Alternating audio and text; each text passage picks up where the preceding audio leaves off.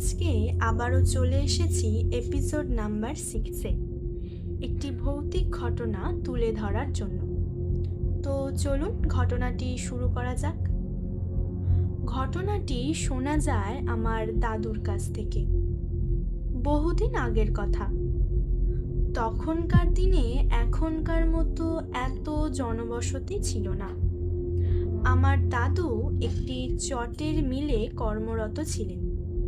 তো যাই হোক, আমার মা যখন খুব ছোট তখন আমার দাদু পুরনো বাড়ি থেকে নতুন একটা জায়গা কিনে বাড়ি করেন এবং বাড়িটি ঢালাই দেওয়ার পর প্লাস্টার না করা অবস্থাতেই সেখানে থাকতে শুরু করেন। বাড়িটি তৈরির সময় নানা বাধা বিঘ্ন আসতে থাকে। এই দেখে দাদু এক বড় মাপের পণ্ডিতের কাছে যান। তাকে সেই বাড়ি তৈরির সময় বাধা বিঘ্নের কথা বলেন। সেই সব কথা শুনে পণ্ডিতটি বললেন, যে জমিটিতে বাড়িটি হচ্ছে সেই জমিটির দোষ পেয়ে আছে। দোষ কাটিয়ে বাড়ি নির্মাণের কাজ সম্পূর্ণ করতে। এরপর বেশ কিছুদিন ধরে দোষ কাটানো চলতে থাকে। যেহেতু আমার দাদুর রাশি ছিল খুব ভারী, আমরা শুনে থাকি যে যাদের রাশি ভারী একমাত্র তারাই নেগেটিভিটিটা তাড়াতাড়ি বুঝতে পারে। সেদিন দাদুর সাথে তাই ঘটল। সেদিন মিল থেকে বাড়ি আসতে দাদুর প্রায় অনেকটাই দেরি হয়ে গিয়েছিল। আমার মামার বাড়ি যাওয়ার পথে একটা শ্মশান পড়তো। সেই জায়গাটা এতটাই ছমছমে ছিল যে লোকে সন্ধ্যার পর কেউ একা আসতে পারতো না সেই শ্মশানের সামনে দিয়ে। সেদিন আমার দাদু একা আসছিল সাইকেল নিয়ে। হঠাৎই শুনতে পেল একটা খিলখিল হাসির শব্দ। আমাকে নিয়ে যাবি তোর সাথে? চল না যাই। দাদু বলে, হ্যাঁ আয় না চল।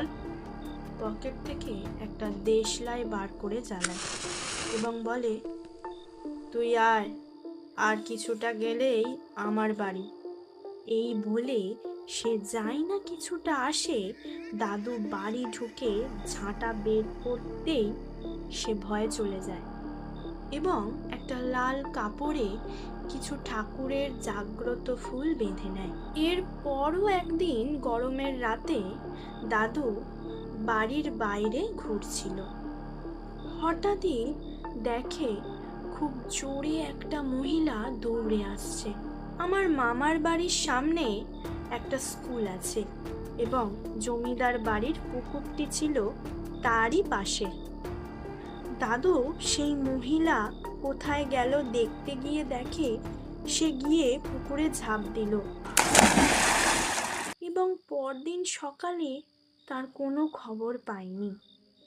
আশেপাশের লোকের কাছ থেকেও এরূপ কোনো ঘটনা ঘটেছে বলে দাদুর জানতে পারল না। দাদু ভাবল সেটা কোনো মানুষ ছিল না, সেটা ছিল একটা আত্মা যেটা দাদুকে ডাকলো এবং দাদু যদি পুরো রাস্তাটা তার পিছন পিছন যেত তাহলে হয়তো দাদুরও সেদিন কিছু হলেও হতে পারত। এসব ঘটনা পণ্ডিতকে বলায় তিনি বলেন, দাদু যে জমিটায় বাড়ি করেছে সেই জমির কোণে ছিল স্কুলের বাথরুম, আর সেই বাথরুমে অনেকেই সুইসাইড করে মারা গিয়েছিল। তাই এসব ঘটনা দাদুর সাথে ঘটে চলেছে। এরপর বড় করে হোমযজ্ঞ করার পর আর এরম কোনো ঘটনা দাদুর সাথে ঘটেনি বলে দাদু জানায়।